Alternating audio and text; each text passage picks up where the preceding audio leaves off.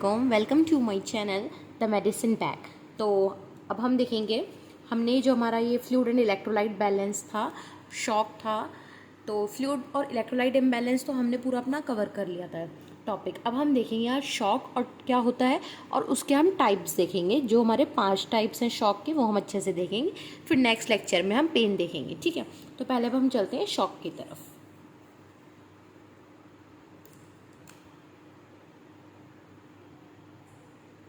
ठीक, तो सबसे पहले क्या देखते हैं हम, शॉक होता क्या है, ठीक है। शॉक हम देखेंगे है क्या एक्चुअल में। Shock is defined as a syndrome characterised by inadequate tissue perfusion. This inadequate perfusion is the result of failure at one or more of the following.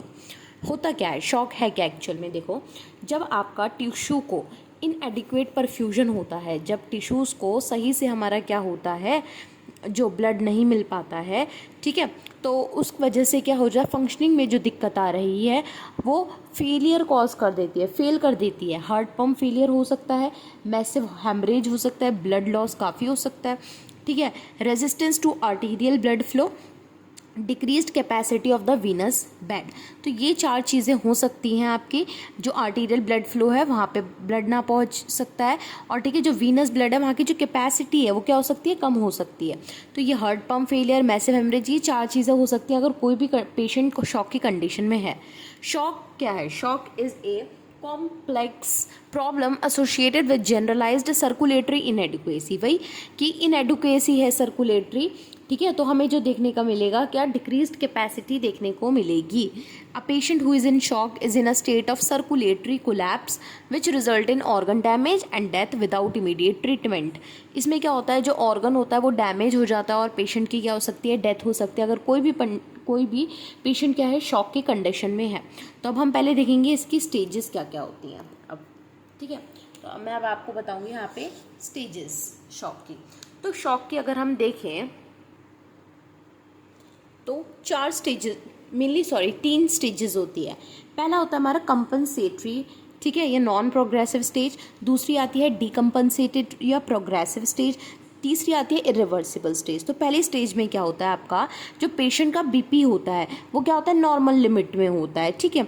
इसमें क्या होता है आपका वैसोकॉन्स्ट्रिक्शन, जो हार्ट रेट होता है वो बढ़ जाता है, कॉन्ट्रैक्टिलिटी जो होती है हार्ट की, हार्ट ज़्यादा कॉन्ट्रैक्ट करता है, ठीक है, कार्डिक आउटपुट को मेंटेन करने के लिए एपिनेफ्रिन और नॉर एपिनेफ्रिन को क्या कर देगा, रिलीज करवाएगा बॉडी से। क्योंकि क्या हो रहा है यहाँ पे, अब हार्ट जो भी ऑर्गन है वहाँ पे क्या हो रहा है, ब्लड की ज़रूरत ज़्यादा है, तो हार्ट क्या करेगा, वहाँ पे कॉन्ट्रैक्शन करेगा ज़्यादा, ठीक है। तो यहाँ पे क्या है, ये कंपेंसेटरी स्टेज है। पहली स्टेज में बीपी क्या है, नॉर्मल लिमिट में है, वैसोकॉन्स्ट्रिक्शन हो रही है, हार्ट रेट बढ़ रहा है, कॉन्ट्रैक्टिलिटी हार्ट की बढ़ रही है, 3 चीज़ें हो रही हैं, ठीक है। अब हम देखेंगे दूसरा स्टेज डीकम्पनसेटेड और प्रोग्रेसिव स्टेज। इसमें क्या है, नॉन प्रोग्रेसिव है, अभी प्रोग्रेस में नहीं आया है, ठीक है, शॉक। अब देखो, if compensatory stage not treated on time, अगर ये वाली स्टेज सही से ट्रीट नहीं की गई तो वो किस में चेंज हो जाएगी, प्रोग्रेसिव स्टेज में बदल जाएगा, ठीक है। इन दिस मैकेनिज्म, इस मैकेनिज्म में क्या होता है, that regulate BP are not able to compensate and the BP fall below normal limit, this stage affects functioning of all organs. इसमें बीपी नॉर्मल रेंज में था, इसमें बीपी क्या हो जाएगा आपका, घट जाएगा बीपी, ठीक है, और जो नॉर्मल है उससे कम हो जाएगा, जिस वजह से जो फंक्शनिंग होगी सभी ऑर्गन्स की वो क्या हो जाएगी, डिस्टर्ब्ड हो जाएगा। तीसरा आता है हमारा रिवर्सिबल स्टेज। ये स्टेज जो होती है शॉक की, ये उस पॉइंट पर लाती है शॉक की जिसमें क्या होता है, ऑर्गन डैमेज आपका बहुत ज़्यादा हो जाता है। जो पेशेंट है वो, हम जो उसे ट्रीटमेंट दे रहे हैं वो उसमें क्या करेगा, रिस्पॉन्स ही नहीं कर रहा है, ठीक है, और वो सर्वाइव नहीं कर पाता है।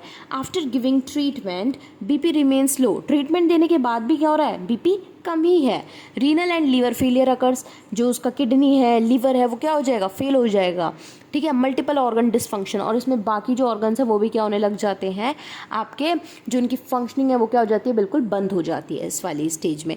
तो 3 स्टेजेस पढ़ी हमने, कंपनसेटरी, डीकम्पनसेटेड एंड इरिवर्सिबल। कंपनसेटरी में बीपी नॉर्मल रहता है बट हार्ट रेट, कॉन्ट्रैक्टिलिटी और वैसोकॉन्स्ट्रिक्शन देखने को मिलता है, ठीक है। डीकम्पनसेटेड में क्या होता है, बीपी आपका क्या हो जाता है, गिर जाता है नॉर्मल लिमिट में, और जो फंक्शनिंग होती है बाकी ऑर्गन्स की वो अफेक्ट होती है। जो इरिवर्सिबल स्टेज है उसमें क्या होता है, इतना डैमेज हो जाता है ऑर्गन कि वो दोबारा से सर्वाइव ही नहीं कर पाता है पेशेंट, और इसमें मल्टीपल ऑर्गन डिसफंक्शन देखने को मिलते हैं। इसमें हार्ट फेलियर, लिवर फेलियर और मैनी मोर देखने को मिल जाता है। तो ये आपकी 3 स्टेजेस हो गई। अब हम देखेंगे टाइप्स ऑफ शॉक, ठीक। तो अब हम देख रहे हैं अपने टाइप्स ऑफ शॉक। शॉक आपके मेनली होते हैं कितने, 5 टाइप्स के। Cardiogenic shock, hypovolaemic shock, anaphylactic shock, septic shock and neurogenic shock. देखो अब मैं आपको ऊपर ऊपर अगर मैं बताऊँ, ठीक है, तो कार्डियोजेनिक शॉक क्या होता है, नाम से ही पता लगेगा आपको। कार्डियो मीन्स इसमें क्या होता है, कार्डिक आउटपुट कम हो जाता है। Cardio means related to heart, तो कार्डिक आउटपुट कम होगा। हाइपोवोलेमिक शॉक या हेमरेजिक शॉक में क्या होता है, जो इंट्रावेस्कुलर वॉल्यूम होता है वो क्या हो जाता है, घट जाता है आपका। अब आता है एनाफाइलैक्टिक शॉक। एनाफाइलैक्टिक शॉक में क्या होता है, जो रिएक्शन होती है एक्सट्रीम सेंसिटिविटी, मतलब कोई एलर्जन आया आपका, तो जो रिएक्शन हुई वो बहुत ज़्यादा सेंसिटिव हो गई, तो जिस कंडीशन में पेशेंट जा सकता है वो है एनाफाइलैक्टिक शॉक। सेप्टिक शॉक क्या होता है, जब बहुत ज़्यादा कहीं आप इन्फेक्शन हो रहा है, ठीक है, या इन्फ्लेमेशन हो रहा है, जिसमें क्या हो रहे हैं, केमिकल मीडिएटर्स, टॉक्सिन्स वगैरह आपकी बॉडी से रिलीज़ हो रहे हैं, तो वहाँ पे आपको सेप्टिक शॉक देखने को मिल सकता है। न्यूरोजेनिक शॉक मीन्स कहीं भी स्पाइनल कॉर्ड में इंजरी हो गई, जिस वजह से जो ऑटोनॉमिक डिसरेगुलेशन था वो क्या हो गया, डिस्टर्ब्ड हो गया, तो उसमें हमें न्यूरोजेनिक शॉक देखने को मिलता है। ये मैंने आपको ऊपर ऊपर बता दिया, अब हम एक एक करके इनको देखेंगे। Cardiogenic shock. Cardiogenic shock is a condition of diminished cardiac output that severely impairs cardiac perfusion. Sometimes cardiogenic shock is also known as pump failure or low blood flow shock. Means heart की mainly simple आपका मान लो दिल है, दिल में क्या हो रहा है, अगर आपको वहाँ से क्या हो रहा है, मान लो कहीं ऑक्सीजन नहीं मिल रही है हार्ट को, तो वो जिस वजह से क्या हो रहा है, पंप नहीं कर पा रहा है ब्लड को अच्छे से बाकी ऑर्गन्स में, या हार्ट की जो एक्टिविटी है वो डिक्रीज़ हो गई है, जिस वजह से क्या हो सकता है, जो वहाँ पे क्या हो सकता है, इसको हम पंप फेलियर भी बोलते हैं, और वहाँ पे उस कंडीशन में क्या हो सकता है, आपको कार्डिक शॉक, कार्डियोजेनिक शॉक देखने को मिल सकता है। क्या कॉजेज़ हो सकते हैं इसके, जिस पेशेंट को क्या है, एमआई या मायोकार्डियल इन्फ्रेक्शन है, ठीक है। कोरोनरी कार्डियोजेनिक शॉक मीन्स जिसको एमआई है। नॉन कोरोनरी मीन्स जो इफेक्टिव मायोकार्डियल फंक्शन, मीन्स जो मायोकार्डियल फंक्शन है उसका वो क्या है, इफेक्टिव है, बट फिर भी शॉक देखने को मिल रहा है, तो वो नॉन कोरोनरी हो गया। ओपन हार्ट सर्जरी हो रखी है किसी की, ठीक है, किसी की दिल की सर्जरी हो रखी है ओपन हार्ट वाली, ठीक है। कार्डियक अरेस्ट हो रखा है, मीन्स उसका हार्ट क्या हो रहा है, फेल हो जा रहा है एकदम से, ठीक है, तो भी हमें देखने को मिल सकता है आपका शॉक। स्ट्रक्चरल प्रॉब्लम इस हार्ट के स्ट्रक्चर में कोई दिक्कत है। Inability of heart muscle to work properly, ठीक है, जो हार्ट की मसल्स हैं, ठीक है, वो सही से काम करना बंद कर रही हैं, तो मसल सही से काम नहीं करेगी तो ब्लड को कैसे पहुंचाएगी बाकी ऑर्गन्स तक, है ना, ठीक है। अब यहाँ पे हमें क्या दे रखे हैं, इसके रिस्क फैक्टर्स, ठीक है। रिस्क फैक्टर मतलब किसको हो सकता है, देखो ओल्डर एज में हो सकता है, जो बूढ़े हो जाते हैं ना लोग, तो दिल में दिक्कतें होने लग जाती है। जिसको डायबिटीज़ है उसे हो सकता है, जैसे हाइपरटेंशन की दिक्कत है, ठीक है, उसे हो सकता है। जैसे कोरोनरी हार्ट डिजीज़ है, CHD, ठीक है, कोरोनरी कोई दिल से रिलेटेड जो कोरोनरी हार्ट डिसीज़ है वो है। बीपी किसी का बड़ा रह रहा है, या हार्ट फेलियर हो गया, या एक्यूट एमआई, मीन्स दिल से रिलेटेड जो जो चीज़ें हैं वो रिस्क फैक्टर में आ जाएगा। साइन सिम्टम क्या देखने को मिलेंगे, सबसे पहली बात चेस्ट में पेन, बीपी कम हो जाएगा, फटीग, ठीक है, हाइपोटेंशन देखने को मिलेगा। अब देखो सडन शॉर्टनेस ऑफ ब्रीथ देखने को मिलेगा, ट्रेकीकार्डिया, हार्ट रेट बढ़ जाएगा, कोमा में जा सकता है इंसान, स्वेटिंग होगी उससे ज़्यादा, और उसके हाथ पैर ठंडे पड़ जाएंगे। ये हो गया क्लिनिकल मैनिफेस्टेशन। पैथोफिजियोलॉजी देखें तो मान लो प्राइमरी वेंट्रिकुलर इस्केमिया, ठीक है, मान लो जो वेंट्रिकल था, ठीक है, उसमें क्या हो रहा है, वहाँ पे प्रॉपर सप्लाई नहीं हो रहा है, जिस वजह से कार्डियक आउटपुट क्या हो रहा है, कम हो जा रहा है। कार्डियक आउटपुट कम हो रहा है तो जो हमारी सेल्स हैं उनमें क्या हो जाएगा, जो ऑक्सीजन का सप्लाई हो रहा था सेल्स के पास वो कम हो जाएगा, जिस वजह से सेल किस में चले जाएंगे, सेल्स टिश्यूज़ को नहीं पहुँचाएंगे, टिश्यू परफ्यूजन देखने को मिलेगा यहाँ पे, जिस वजह से जो सेल का मेटाबॉलिज्म था वो क्या हो जाएगा, डिस्टर्ब्ड हो जाएगा, इम्पेयर्ड सेलुलर मेटाबॉलिज्म देखने को मिलेगा। डायग्नोस्टिक इवैल्यूएशन में हम बीपी टेस्ट करा सकते हैं क्योंकि हार्ट से रिलेटेड है, ईसीजी करेंगे हार्ट की एक्टिविटी चेक करने के लिए, चेस्ट एक्सरे करेंगे, हम ब्लड टेस्ट करेंगे, और कोरोनरी एंजियोग्राफी, जिसमें हम क्या करते हैं, एंजियोग्राफी में हम जो भी हमारी ब्लड वेसल्स होती हैं, आर्टरीज वगैरह होती हैं, उनके हम क्या करते हैं, उनको प्रॉपरली इसमें देखते हैं। क्लियर हो गई बात। इसका मैनेजमेंट क्या हो सकता है, सिंपल। अब हम इसमें क्या दे सकते हैं, नॉरएपिनेफ्रिन दे सकते हैं, मॉर्फिन दे सकते हैं, नाइट्रोग्लिसरिन दे सकते हैं। ये इमरजेंसी ड्रग्स थे ना हमारे, फर्स्ट लाइन ट्रीटमेंट देंगे इसमें हम। कॉम्प्लिकेशन रीनल फेलियर हो सकता है, स्ट्रोक की कंडीशन हो सकती है, डिसअरिथमिया मींस इरेगुलर हार्ट रिदम देखने को मिल सकता है, ठीक है। दूसरा है हमारा हाइपोवोलेमिक शॉक, ठीक है। तो हाइपोवोलेमिक क्या होता है, मैंने आपको बताया था, ये एक ऐसी कंडीशन होती है जिसमें इनएडिक्वेट ऑर्गन परफ्यूजन होता है। किसकी वजह से होता है, जब हमारा वेस्कुलर वॉल्यूम का जो फ्लूइड है वो क्या हो जाता है, लॉस हो जाता है. So loss of intravascular volume usually acute, कुछ समय के लिए. इट मे बी एब्सोल्यूट और रिलेटिव हाइपोवोलेमिया. हाइपोवोलेमिया की कंडीशन की वजह से ये देखने को मिलता है. क्या कॉजेज हो सकते हैं हाइपोवोलेमिया, क्या बताया था मैंने आपको, जब फ्लूइड का वॉल्यूम क्या हो जाता है, डिक्रीज हो जाता है. तो किन किन वजह से हो सकता है, देखो कोई इंसान जल गया तो हो सकता है, किसी ने वॉमिटिंग हो रही है, ज़्यादा डायरिया हो रहा है, तो फ्लूइड का लॉस होगा ना ऑफकोर्स. इनएडिक्वेट वस्कुलर वॉल्यूम में ही कम पानी है, ये जो एक्सटर्नल फ्लूइड लॉस हो रहा है, मान लो कहीं ब्लीडिंग ज़्यादा हो रही है जिस वजह से फ्लूइड भी लॉस हो गया है, इंटरनल फ्लूइड लॉस हो रहा है, मान लो हेमरेज वगैरह की वजह से. ठीक है, तो इन वजह से हमारा क्या हो सकता है, हाइपोवोलेमिक शॉक देखने को मिल सकता है.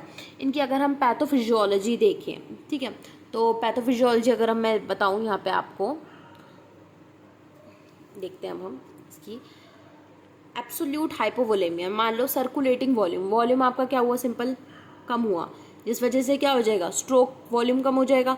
स्ट्रोक वॉल्यूम कम तो कार्डिक आउटपुट कम, जिस वजह से सेल्स को क्या होगा, प्रॉपर ऑक्सीजन सप्लाई कम मिलेगा, टिश्यू परफ्यूजन हो जाएगा, इम्पेयर्ड सेलुलर मेटाबॉलिज्म देखने को, वही उसी तरीके का जो मैंने आपको बताया. ठीक है, तो ये होगा इसकी पैथोफिजियोलॉजी.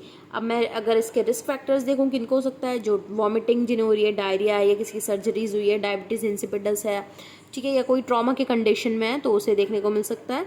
ये हो गया एक्सटर्नल फ्लूइड लॉस, बाहर से. इंटरनल देखें तो ठीक है, किसी को कोई जल गया है, कोई डिहाइड्रेट हो गया या हेमरेज वगैरह हो गया है, ठीक है, उन देखने को मिलेगा, तो हम कह सकते हैं ये क्या है, इंटरनल फ्लूइड शिफ्ट है.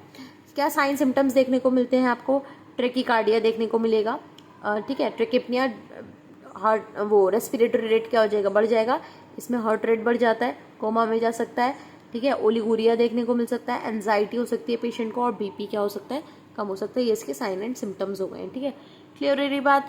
डायग्नोस्टिक वैल्यूएशन अगर हम देखें तो इसमें हम वही फिजिकल एग्जामिनेशन करवाएंगे, सीटी स्कैन, ये तो आप सभी में भर सकते हो, सीटी, एमआरआई, ठीक है, ब्लड टेस्ट, एंडोस्कोपी, एंडोकार्डियोग्राम, ठीक है, यूरिनरी कैथेटराइजेशन कर सकते हैं हम इसमें. तो डायग्नोस्टिक टेस्ट आप कॉमनली याद कर लेना, एक हर एक उस सिस्टम के, उसके बाद भर सकते हो जिससे भी रिलेटेड आपको ऑर्गन लगता है वो. क्लियर हो गई बात. ठीक है, तो मैनेजमेंट अगर मैं देखूं तो इसमें हम क्या देंगे, मेनली क्या हो रहा है, इसमें वॉल्यूम कम हो रहा है, तो इसमें हम क्या देंगे, एंटीबायोटिक्स देंगे ताकि सेप्टिक शॉक और जो बैक्टीरियल इन्फेक्शन वगैरह है वो ना हो, लाइक जेंटामाइसिन दे सकते हैं हम इसमें. हम वैसो एक्टिव ड्रग्स देंगे, जिस वजह से क्या होगा, जो कार्डियक फेलियर हो रहा था पीछे, ठीक है, हमने दिख रहा था कार्डियक आउटपुट कम हो रहा था, तो इस वजह से जो हो रहा था उसे हम बचाने के लिए क्या करेंगे, वैसो एक्टिव ड्रग देख सकते हैं, डोपामाइन जैसे कि. एंटीमेटिक दे सकते हैं हम ताकि वॉमिटिंग ना हो, वॉमिटिंग से ही फ्लूइड लॉस हो रहा है ना, तो उसे ही रोकेंगे, जिस चीज़ से हो रहा है उन चीज़ों को हम रोक रहे हैं. समझ रहे हो बात. ठीक है, और हम क्या कर सकते हैं इसमें, एंटी डायरियल ड्रग्स दे सकते हैं लाइक लोप्रामाइड, ताकि डायरिया वगैरह ना हो. इसमें हम डायमिन हाइड्रोनेट दे सकते हैं एंटीमेटिक. और मान लो हेमरेज की कंडीशन है तो हम एफर्ट्स लगाएंगे जो भी ब्लीडिंग वगैरह हो रहा है उसे रोकने के लिए. कॉम्प्लिकेशंस इसमें क्या हो सकती हैं, ऑर्गन डैमेज हो सकता है, हार्ट अटैक की कंडीशन हो सकती है, ठीक है, या रीनल फेलियर हो सकता है. कॉम्प्लिकेशन वही फेलियर या डैमेज वगैरह हो रहा है कुछ ना कुछ. ठीक है, तो ये हमारे शॉक हो गए हैं. अगले पार्ट में हम बाकी जो 3 शॉक बचे हैं, एनाफाइलैक्टिक शॉक बचा है हमारा, ठीक है, हमारा और न्यूरोजेनिक शॉक बचा है, और एक और हमारा इसमें शॉक बचा है सेप्टिक शॉक. ठीक है, तो ये बाकी तीनों हम अगले नेक्स्ट पार्ट में देखेंगे. सो अगर आपको अच्छा लगा है ये वीडियो और आप चाहते हैं मैं ऐसे और बनाऊं तो फिर प्लीज़ मेरे चैनल को लाइक, शेयर एंड सब्सक्राइब करें.